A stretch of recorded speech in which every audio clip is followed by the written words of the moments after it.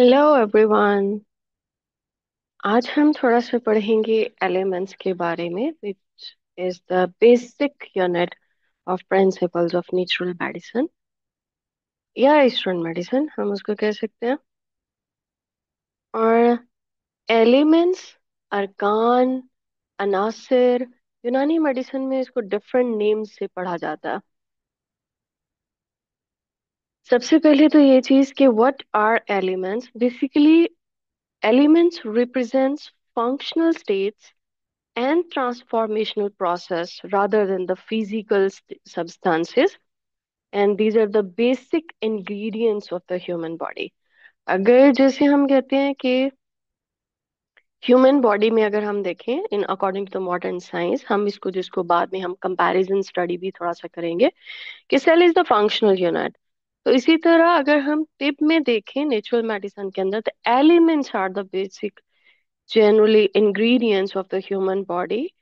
तो अगर इसका कोर कॉन्सेप्ट देखें, elements are the fundamental indivisible, that means that can not be further divided. और इसके लिए हम तिब में एक वर्ड यूज करते हैं बसीत। बसीत, that can not be further divided, building blocks of the human body and all matter in nature, जितने भी हैं।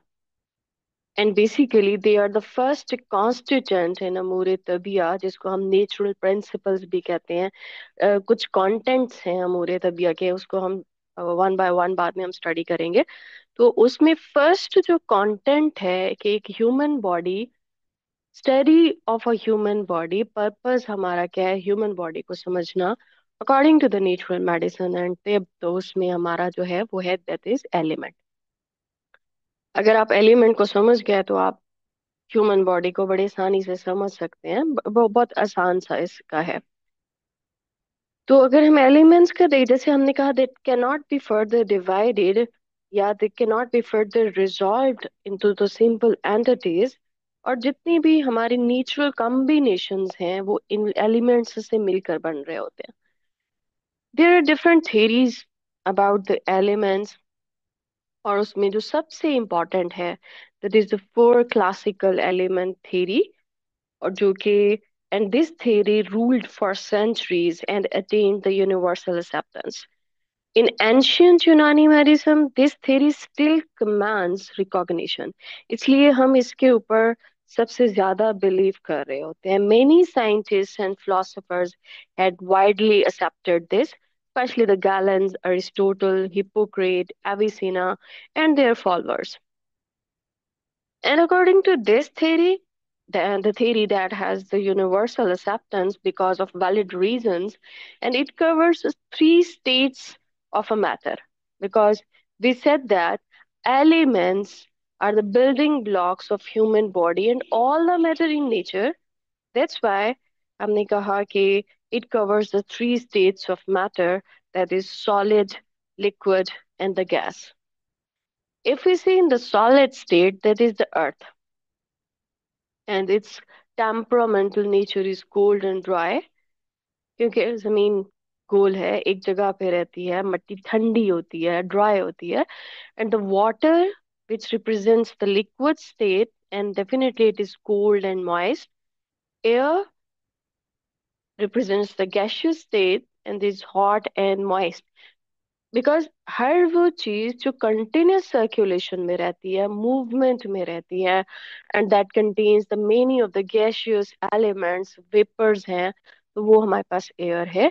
And the fire, that the causative change, that is hot and dry. अगर हम इसको थोड़ा सा इस्लामिक पॉइंट ऑफ व्यू से भी देखें कि कुरान पाक में कैसे लिखा हुआ है कि अल्लाह ताला ने सबसे पहले मिट्टी ली, उसमें पानी डाला, उसको गूंदा, उसको पकाया और उसमें रूह फूंक दी। और रूह फूंकने के बाद definitely it requires energy to move. तो उसमें फायर का एक एलिमेंट जो है वो एनर्जी से कोरिलेट कर रहे होते हैं, डाइजेशन से कोरिलेट कर रहे होते हैं, एटीपी से कोरिलेट कर रहे होते हैं। तो हम यहाँ पे ये कहेंगे। एंड दैट थ्योरी जिसमें हमने ये फोर causative agents दिए, the proportion of these elements are set for every individual and as they are the primary components of the human body in varied and diverse form. These are present. And then the human body elements, वो जो है हम थोड़ा सा इसको last में भी देखेंगे। ये ओल्ड थ्योरी थी और एक मॉडर्न साइंस थ्योरी है कि human body contains about 19 of total elements.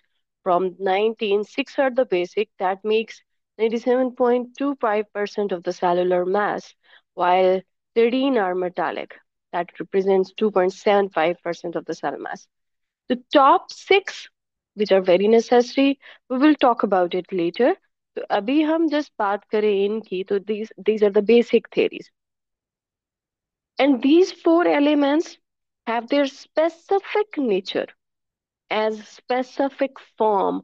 इनकी एक खास नोयत है, एक मॉलिक्यूलर स्ट्रक्चर है जिसके लिए हम सूरत नोया का वर्ड यूज करते हैं. That is nothing but the atomic structure, and that is being governed by the atomic numbers. And these four make up all the creations in the universe and also are the primary components of the human body.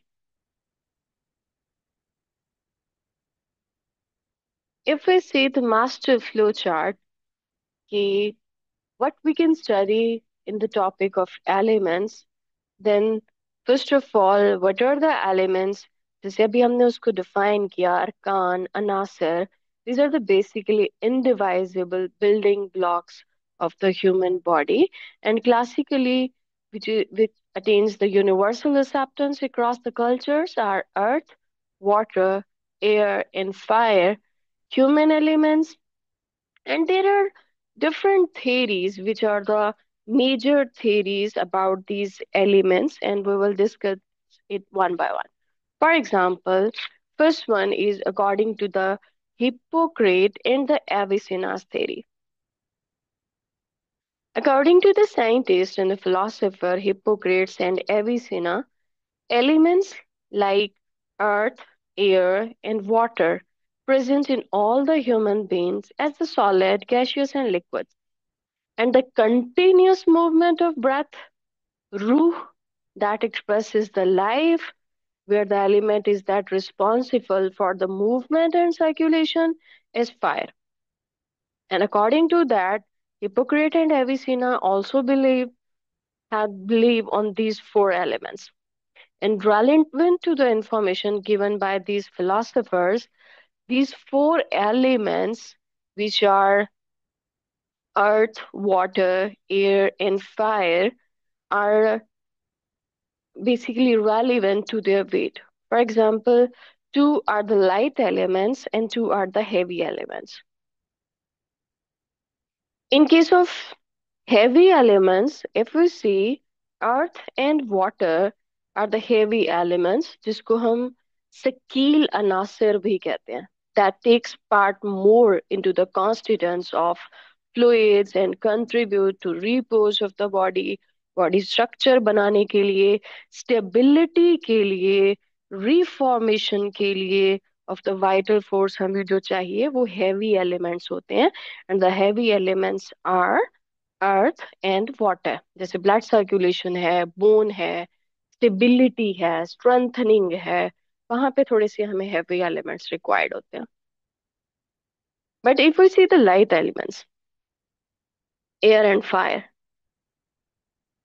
which are also called khafif anasir, enter more into the formation of the breath, for example, oxygenation, and contribute to their movement.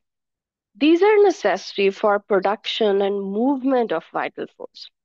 Vital force की जो उसकी stability and reformation के लिए चाहिए तो हमें earth and water, लेकिन उसकी movement and production के लिए हमें air and fire चाहिए. Okay, that is according to the Hippocrates and Avicenna's theory, light and versus heavy elements. If we see the Aristotle has given different names to the elements and described their nature in the form of three basic things. Number one, the temperamental characters of the elements. Number two, position in the universe? And number three, what is the purpose to be the part of the human body? Aristotle. Okay.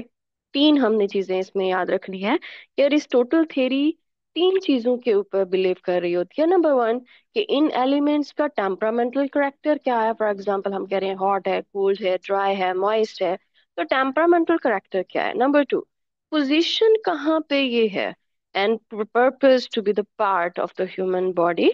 तो इसमें हमें that was according to the Aristotle basically nature and purpose को हम कहते हैं. जैसे according to the Aristotle, earth element, which is also called Ardha, Al-Arz, different names are used. Earth element that is temperamentally cold and dry. Okay, and its purpose. What is its purpose? Its purpose is to fix the body parts and maintain the outward form or the body shape को maintain रखने के लिए हमें earth element चाहिए. And the earth element is normally situated in the center of all the existence. तो सबसे पहले नीचे क्या दरमियान में क्या है, हमारे पास अर्थ है जो सेंटर है. उसके बाद है हमारे पास वाटर. हेवी एलिमेंट्स के अंदर according to the Aristotle water temperamentally it is cold and moist. और इसका पर्पस क्या है, itself readily to dispersion and assumes and shapes without permanency that helps influency blood circulation को move करने में help करेगा. बहुत सारी म्यूकस सिक्रीशंस बनाने में होता है ये. And water is exterior to the earth, क्योंकि हमने कहा अर्थ सेंटर में है तो उसके बिल्कुल बाहर जो है वो वाटर की नेचर आती है. And then air. एयर क्योंकि हमने पहले भी कहा कि मुसलसल सर्कुलेशन में है, बहुत सारे गैशियस पार्टिकल्स हैं इसके अंदर, तो हॉट एंड मॉइस्ट है. And it enables us to stretch and contract, relax and contract, और हमारे जितने भी इनवॉलंटरी एक्शंस पॉसिबल हैं that is due to air. मतलब एयर को हम ऑक्सीजन भी कह सकते हैं, रूह, वाइटल फोर्स भी कह सकते हैं. एंड सबसे पहले हमने कहा कि दरमियान में हमारे पास अर्थ है अगर हम पोजीशन के लिहाज से देखें, उसके बाहर वाटर है, एंड उसके बाहर जो है वो अर्थ है थर्ड नंबर पे. Next one is fire, which is also the light element. Fire definitely hot है एंड ड्राई है according to the temperamental nature. और उसका काम क्या है, purpose, its purpose is in construction of things, हमारी डाइजेशन, हमारा मेटाबॉलिज्म, हमारा anabolism. It matures, rarefies, refines and intermingles with all the things. मतलब हर चीज की मूवमेंट के लिए, फंक्शनिंग के लिए हमें हीट चाहिए, तभी एक ह्यूमन बॉडी जो है वो सही से काम कर सकती है. और fire is higher than that of the other three elements. इस सबसे दरमियान में हमारे पास अर्थ, अर्थ के बाहर है वाटर, वाटर के बाहर है एयर, एंड एयर के बाहर है fire. That theory was given by the Aristotle. Okay. Then there's an Ayurvedic theory. Ayurvedic theory depends on two theories. Tridosha theory and Panch Mahabhutas theory. यहाँ पे एक mention किया हुआ है, but they believed on two theories basically. Ayurveda system of medicine represents everything in the physical world. They had believed on two theories, as I already told you, Panch Mahabhutas theory and the Tridosha theory. In Panch Mahabhutas theory, instead of four elements, they involve five elements. That is space और akasa, उसको भी involve करते हैं. जैसे ये सितारों पे believe करते हैं, और कुंडलियां जो बनाते हैं कि किसकी किससे मिलती है, तो वो आयो पंच महाभूतास के लिहाज से है, because they believe on space. तो इस थियरी में, आयुर्वेदा में, they believe number one on space, जिसको हम आकाशा भी कहते हैं, एयर ऑल्सो कॉल्ड वायु, फायर और अग्नि, वाटर और जला, एंड अर्थ और पृथ्वी. Five elements. These elements provide every matter a uniqueness by mixing in different proportions. और ये फाइव जो एलिमेंट्स हैं ये डिफरेंट फंक्शंस परफॉर्म कर रहे होते हैं. और according to this panch mahabhutas theory, हर एलिमेंट जो है ह्यूमन बॉडी के अंदर कुछ नेचर्स हैं जिससे हमें पता चल रहा होता है. For example, according to them, according to the panch mahabhutas theory, space को अगर हम देखें, स्काई को देखें, it has the quality of coldness. It is light, clear, subtle, sharp, and flowing. And space gives the linking of affinity and relatedness. Air, we cannot see air, but we can feel it as the wind blows on us.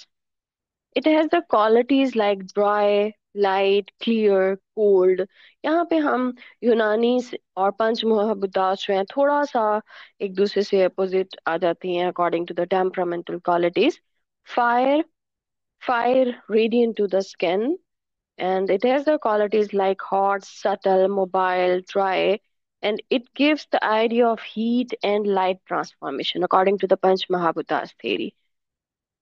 Fourth one in Panch Mahabhutas theory is water, and it has the qualities like cold, mobile, heavy, soft, and it gives the idea of flow and liquidity. While earth, basically cold and hard, heavy, solid, and it gives the idea of stability and solidity. तो यहाँ से uh, in five, these five elements are present in every person, in every matter. लेकिन in five elements से हम थोड़ा सा किसी भी पर्सन की नेचर का हमें अंदाजा होता है. ठीक है, कि जैसे अगर हम देखें इसमें स्पेस एलिमेंट, स्पेस एलिमेंट जो कि spaces, cavities in the body, cavities अगर हम एग्जांपल में देखें, in the mind space represents consciousness, while air in the mind moves our thoughts and emotions, and in the body it represents circulation, nerve impulses, movement of joints and breath, while fire in mind it brings clear perception and discernment, that is ability to judgment, and they judge well. जिनका fire element होता है, digestion को regulate करता है, signifies the light and heat. Water जो कि थोड़ा सा it brings in feelings of attachment, love, compassion, और बॉडी में ये सलाइवा, यूरिन, जितने भी वाइट फ्लूइड्स हैं हम उनको वाटर की हेडिंग्स के अंदर लेते हैं. And last one, which is the earth, in the mind, it brings mental stability and structure to our life. लेकिन अगर हम ह्यूमन बॉडी में देखें तो it represents the skeletal system, hair, muscles and organs. That was according to the Panch Mahabhutas.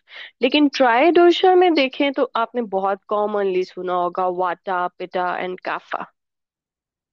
वाटा, जिसमें again ये space and air पे बिलीव है, इसमें तीन ही के ऊपर बात. Basically tri and dosha, tri means three and doshas means pillars of life. तो इसलिए ये उसके ऊपर बिलीव कर रहे होते हैं. हम इसको थोड़ा सा प्रैक्टिकल कंपैरिजंस में भी देखेंगे. Wu Xing theory again they believe on the five elements, wood, fire, earth, metal and water. ये एयर के ऊपर बिलीव नहीं करते, एंड वुड एंड मेटल के लिहाज से इनके एलिमेंट्स हैं. मॉडर्न साइंस में जैसे हमने कहा कि atom, cells, molecule, cell organisation की उसके अंदर आ जाता है. If you see the theoretical comparison, जैसे थोड़ा सा हमने अभी देख भी लिया कि अर्थ पोजीशन कहाँ पे है, it fixes the body, maintains the shape. Water moist है, एक्सटीरियर टू द अर्थ है.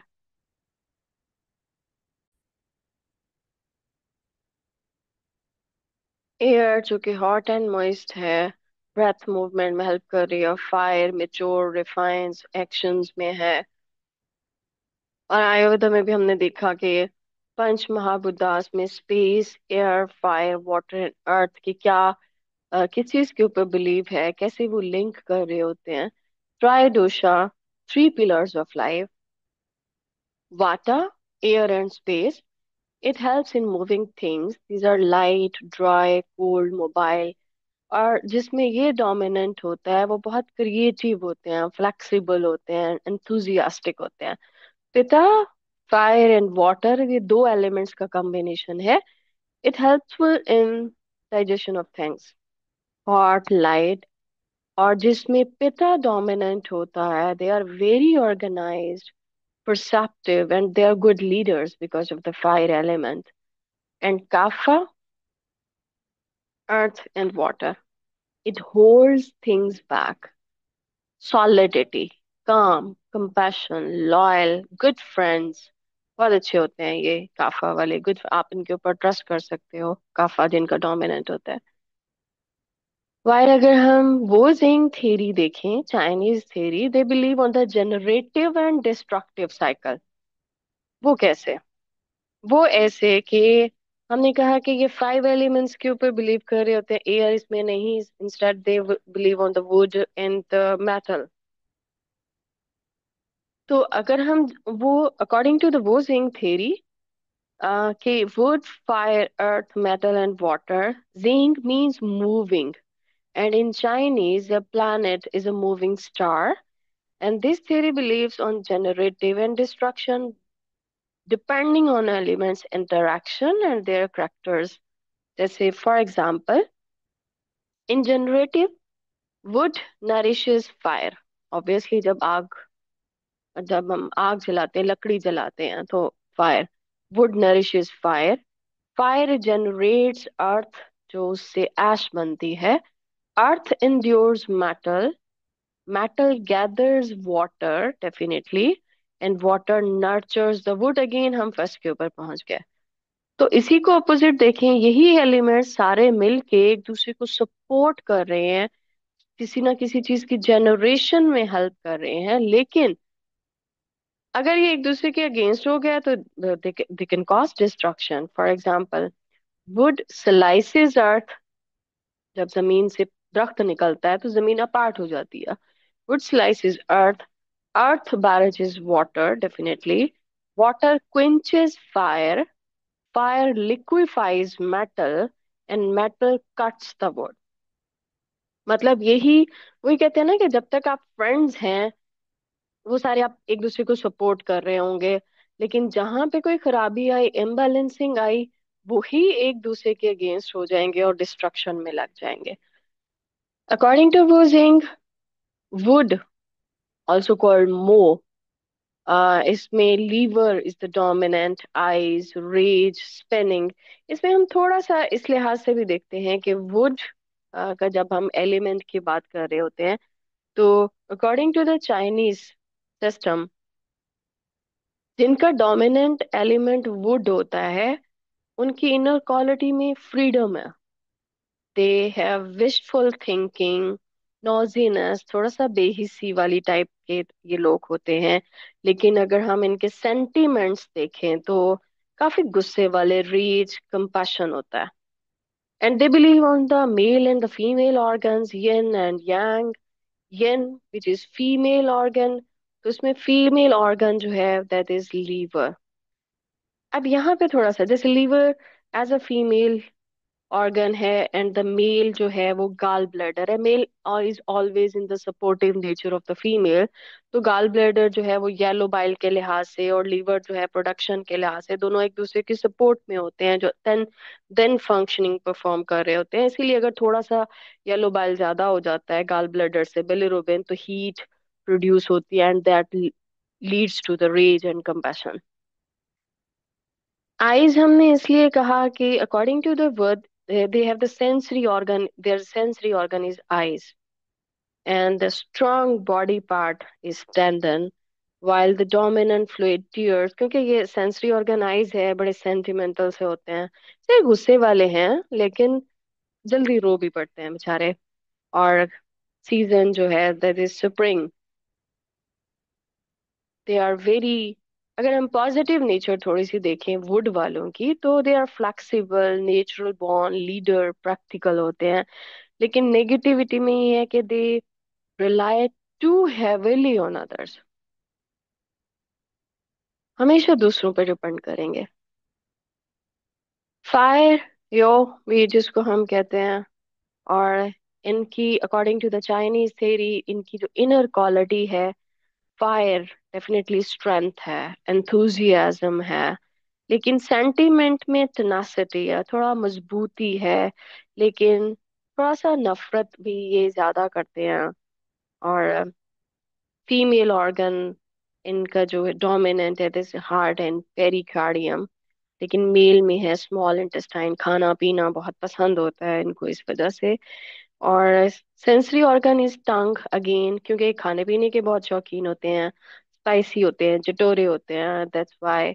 एंड अगर हम इनका बॉडी फ्लूइड देखें, स्वेट, फायर गुस्से के लिहाज से इसकी हम बात करते हैं। And that is related to the summer season basically. लेकिन अगर हम इनका थोड़ा सा पॉजिटिव नेचर देखें, तो फायर वाले जो होते हैं, इनकी पॉजिटिविटी में ये है कि they are very passionate, adventurous, लेकिन they need wood to excite. क्योंकि फायर ऐसे, आग ऐसे तो नहीं लग सकती ना, कोई लकड़ी, कोई तीली लगाना चाहिए। तो इसलिए ये बहुत खुश होंगे, बहुत जिंदगी को एंजॉय करेंगे, लेकिन अगर कोई वुड वाला इनका दोस्त बन जाए। लेकिन नेगेटिव फीचर में ये है कि they are very attention seeker, aggressive mood swings होते हैं इनके अंदर। If we see the earth, earth element इनका जिनमें अर्थ डोमिनेंट है, वो they are very amicable, that means दोस्ताना होंगे, डिसेंट होंगे, आर्थिक सॉलिडिटी, स्टेबिलिटी को वैसे भी शो कर रहा होता है। लेकिन सेंटिमेंट के लिहाज से they are some kind of nervousness इनमें पाई जाती है, एक्सटेसी होती है, बहुत ज्यादा खुश होते हैं। अच्छी बात है, अपनी अपनी लिमिट्स में रहना पसंद करते हैं, तो इसलिए ज्यादातर खुशी इनको हम देखते हैं। Female organ is spleen and pancreas, while the male yang organ dominant is stomach, functioning के लिहाज से भी। Sensory organ is mouth, लेकिन वैसे कम बोलते हैं, लेकिन फिर भी जब बोलते हैं तो फिर चुप नहीं कर रहे होते। Strong body part इनका जो है वो मसल्स होता है। And the body fluid भी saliva, ये भी इसलिए खाने के लिहाज से थोड़ा सा आगे होते हैं। And the season in between हम कंसीडर कर रहे होते हैं। दे आर पॉजिटिव फीचर, मतलब आप कैसे पहचान सकते हैं कि अच्छा, ये बंदा जिससे मैं मिला हूँ या जिससे मैं बात कर रहा हूँ, उसमें अर्थ का एलिमेंट डोमिनेंट है। अर्थ वाले बहुत स्टेबल रूटेड होते हैं, प्रैक्टिकल होते हैं, लॉयल, ऑनेस्ट होते हैं, पीस कीपर होते हैं, सुकून चाहते हैं ये। लेकिन नेगेटिविटी ये है कि ओवर प्रोटेक्टिव होते हैं। तुम उधर गए तो क्यों गए, मुझे बताना था, मैं साथ जाता। सच काइंड ऑफ पर्सनालिटीज थोड़े से स्टबबॉर्न, जिद्दी होते हैं, कंजर्वेटिव, रिजर्व्ड होते हैं, क्योंकि एक अर्थ की नेचर है ना, गोल है, जमीन गोल है अपने लिमिट्स में। तो ये भी कुछ इस तरह के नेचर के होते हैं। नेक्स्ट वन, और द मेटल। मेटल में अगर हम देखें तो जो मेटल के लोग हैं, they are very extra sensory perception, analytical होते हैं ये। लेकिन सेंटिमेंट में ये थोड़ा सा डेयरिंग होते हैं, होते तो हिम्मत वाले हैं, लेकिन एंग्विश, तकलीफ में थोड़ा सा रहते हैं। फीमेल ऑर्गन्स में इनमें dominant yin organ is lungs, while yang is the large intestine, थोड़ा सा सर्कुलेशन से, थोड़ा सा ब्रीदिंग से, ऑक्सीजनेशन से, और खाने पीने से, न्यूट्रिशन इनकी बहुत डिपेंड कर रही होती है। और strong body part is skin, metal के लिहाज से। लेकिन ये है कि जैसे जंग जल्दी लग जाता है मेटल को, इसी तरह इनकी स्किन भी बड़ी जल्दी इफेक्ट हो जाती है। और इसमें अगर हम देखें तो autumn is their dominant sign. लेकिन मतलब आपको कैसे पता चलेगा कि अच्छा ये बंदा मेटल से रिलेटेड है? करेजियस होगा, पॉजिटिव फीचर के लिहाज से competitive होगा, इंडिपेंडेंट होगा, and they are very focused. लेकिन नेगेटिव में ये है कि बहुत जजिंग होते हैं, दिक्कत टाइज इजिली। थोड़ा सा गुस्सा आया तो मैं तुम्हें जानता ही नहीं, अगले पिछले सारा कुछ खत्म। They are very merciless. जो मैटर होते हैं, जंग काटने का वैसे भी इनका काम होता है, तो उस लिहाज से भी थोड़ा। वाटर, वाटर भी, ये मुझे बहुत पसंद है water. Learnedness is their inner quality. मतलब बहुत स्कॉलर टाइप, फिलोसफिकल टाइप होते हैं, इन्वेंटिवनेस मोस्टली इनके अंदर आते हैं। They are very astutness, that means होशियार होते हैं, लेकिन बहुत देर से सीखते हैं किसी भी चीज को, जब हम उनको सिखाना शुरू करते हैं। लेकिन एक दफा जब ये लोग सीख जाते हैं तो ये कभी नहीं भूलते। लेकिन ये थोड़ा सा डरे हुए होते हैं, डरे सहमे से होते हैं, राइट। लेकिन बहुत नरम मिजाज होते हैं, क्योंकि वाटर है तो डेफिनेटली जो इनका यंग ऑर्गन है, देयर किडनीज, वो जो इफेक्ट भी जल्दी हो जाता है। यंग ऑर्गन जो है ब्लडर है, उसके साथ सपोर्ट के अंदर। और सेंसरी ऑर्गन इज ईयर, कान के बड़े कच्चे होते हैं। मतलब किसी ने कुछ भी कह दिया, क्योंकि बहुत बड़ी जल्दी, बहुत कूल काम होते हैं ना, तो गलत नेगेटिव थॉट्स किसी के बारे में नहीं रखते। तो जिसने कुछ कह दिया तो हाँ अच्छा ये सच बोल रहा है, हाँ इसने ऐसे ही किया होगा। And the strong body part is are their bones. तो अच्छी एक चीज है।